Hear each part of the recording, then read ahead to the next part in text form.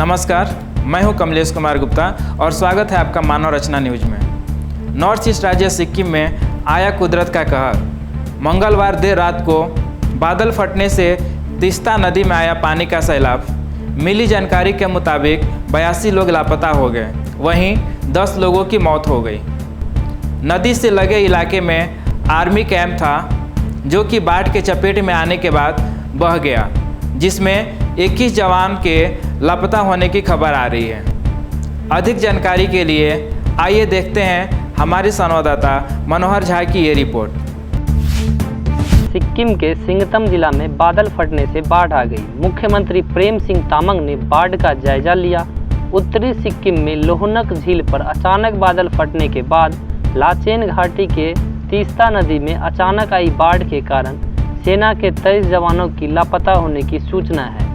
वहीं 82 अन्य लोग भी लापता हैं। बचाव अभियान जारी है और सेना के जवानों की तलाश भी जारी है। सरकारी सूत्रों के मुताबिक पानी का तेज बहाव चुंगथांग में एक डैम के कुछ हिस्सों को बहा ले गया, जो राज्य की सबसे बड़ी जल विद्युत परियोजना है। इससे नीचे के इलाके में बाढ़ से स्थिति खराब हो गई। इस भयंकर बाढ़ में राज्य के विभिन्न हिस्सों के 3000 पर्यटकों के फंसे होने की आशंका है। डिफेंस पीआरओ के मुताबिक लोहनक झील के ऊपर मंगलवार देर रात करीब 1:30 बजे के आसपास बादल फटा। इसके बाद लाचेन घाटी में तीस्ता नदी में अचानक बाढ़ आ गई। नदी का जल स्तर अचानक 15 से 20 फीट तक बढ़ गया। इसके बाद नदी से लगे आसपास के इलाकों में पानी भर गया। बाढ़ की वजह से नेशनल हाईवे NH10 भी बह गया। स्थानीय लोगों ने बुधवार को तीस्ता नदी के रुद्र रोप को अपने कैमरे में भी कैद किया। तीस्ता नदी के तेज बहाव में कई पुल और कई अहम सड़कें नदी के तेज बहाव के साथ बह गई। इसके चलते आवाजाही की सुविधा बंद हो गई है। इस दौरान रेस्क्यू टीम ने आसपास के 4000 लोगों को 5 राहत शिविरों में सुरक्षित पहुंचा दिया है। वहीं कई घरों में नदी का पानी घुसने के कारण लोग घर छोड़कर सुरक्षित इलाकों में चले गए हैं। सिक्किम सरकार ने आपदा प्रबंधन अधिनियम के तहत आपदा घोषित कर दिया है। वहीं लोगों के घरों में रहने की हिदायत भी दी गई है। पीएम मोदी ने सिक्किम में आई बाढ़ को लेकर सिक्किम के मुख्यमंत्री प्रेम सिंह तामांग से बात की। सिक्किम में किसी भी चुनौती से निपटने में हर संभव केंद्र से सहयोग का आश्वासन दिया गया है। सिक्किम में बादल फटने के बाद पश्चिम बंगाल के क्लिम्पोंग में भी बाढ़ जैसे हालात हो गए हैं। राज्य के मुख्य सचिव HK द्विवेदी ने बताया, तीस्ता बैराज से 3 शव बरामद किए गए हैं। उनकी अभी तक पहचान नहीं हो पाई है।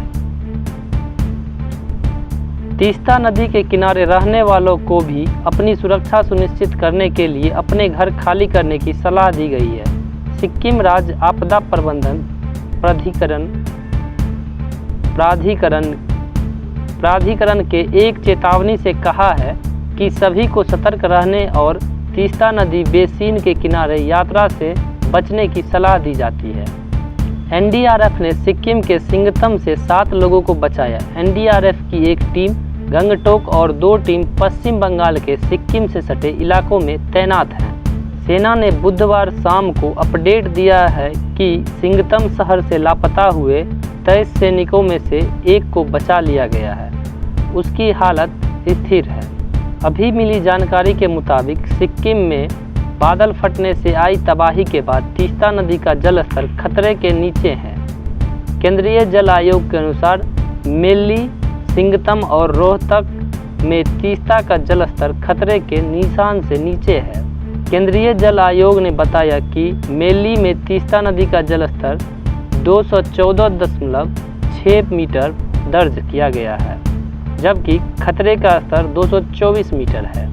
इसरो के राष्ट्रीय सेंसिंग सेंटर ने उपग्रह द्वारा ली गई तस्वीरों के सिक्किम में लोहनक झील के फटने की घटना का अध्ययन किया है।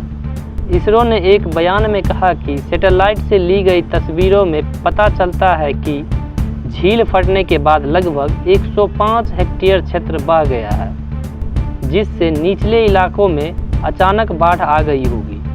इसरो ने 28 सितंबर 2023 को ली गई तस्वीर का 4 अक्टूबर 2023 की तस्वीर से मिलान किया है। अंतरिक्ष एजेंसी ने कहा कि वह उपग्रह डेटा का उपयोग करके आगे भी झील की निगरानी जारी रखेगी। राष्ट्रपति मुर्मू ने बाढ़ से लोगों की मौत पर दुख जताया।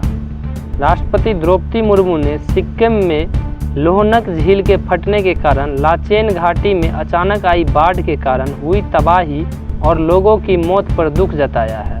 उन्होंने देर रात ट्विटर पर एक पोस्ट में कहा, सिक्किम में बाढ़ से सेना के प्रतिष्ठानों को भारी नुकसान हुआ और बाढ़ में सेना के जवान लापता हो गए। मैं सभी लापता लोगों की सुरक्षा की कामना करती हूँ और शोक स्तब्ध परिवारों के प्रति गहरी संवेदना व्यक्त करती हूँ। तो आपने देखा कि बादल फटने से कितना नुकसान हुआ। हमारे आर्मी के जवान भी लापता हो गए हैं और आगे डाटा क्या हो सकती है कुछ कहा नहीं जा सकता है। तो आज के लिए बस इतना ही। देश दुनिया की खबरों के लिए देखते रहिए मानव रचना न्यूज।